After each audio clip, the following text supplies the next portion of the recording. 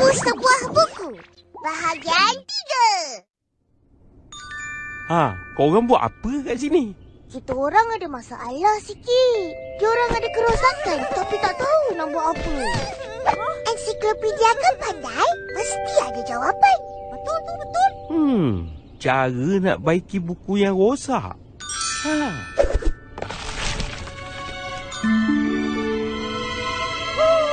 Macam tu.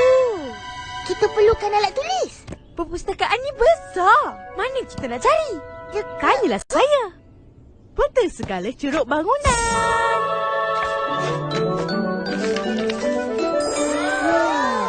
Hai buku peta, tunjuk kami mana ada alat-alat tulis. Tu dia, canggih. Mestilah. Ini kan peta ros. Kita orang pergi sini, Mak Eda Susanti ke sini.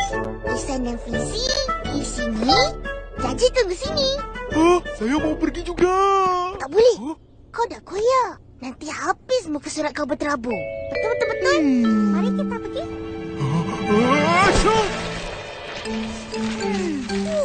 Jom Ihsan.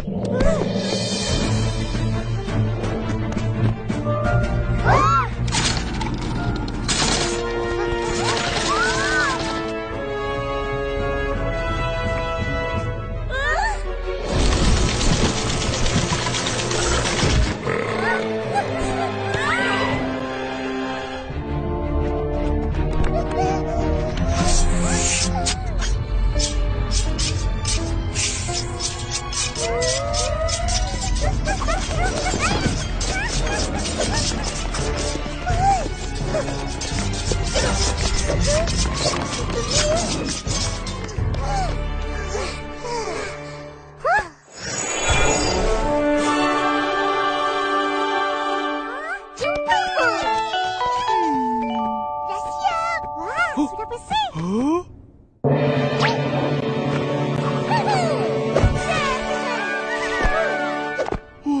2, 3 Rama-Rama. Saya pula macam mana? Jajit, kamu udah robek. Nggak bisa ngapa-ngapain.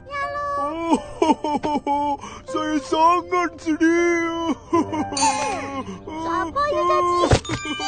Kita adik ini.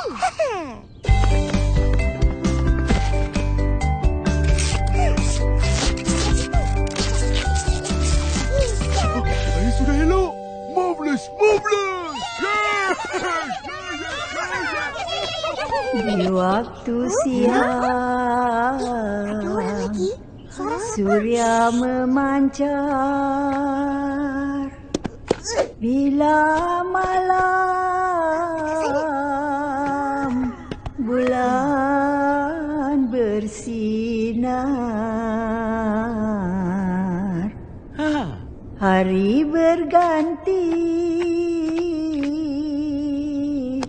minggu bertukar, supaya kita insaf dan sedar. Lagu apa tu?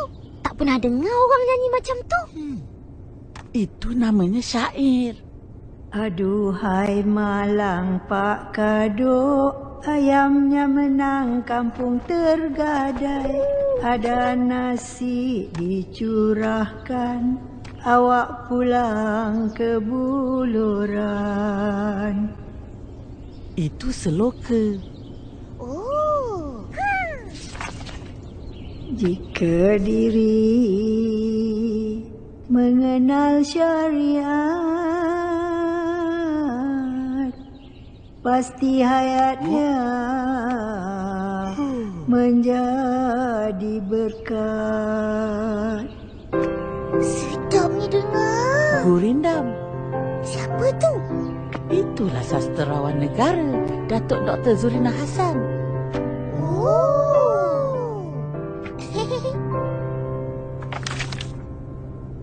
Bagaimana tidak diikat kait-kait dengan durinya? Bagaimana tidak diingat orang baik dengan budinya? Itu betul. Marvelous.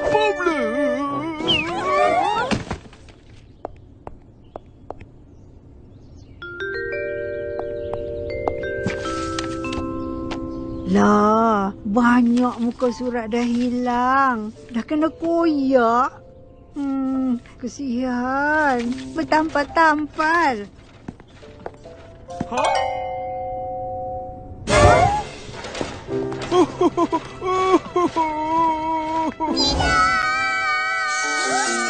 Jangan bising lah. Kenapa? Buku ni dah koyak. Banyak muka surat yang hilang. Dah kita orang tak tahu ceritanya tamat macam mana. Masukkan buku tu dalam tong. Tapi sayang, kan boleh lekatkan balik guna selotip?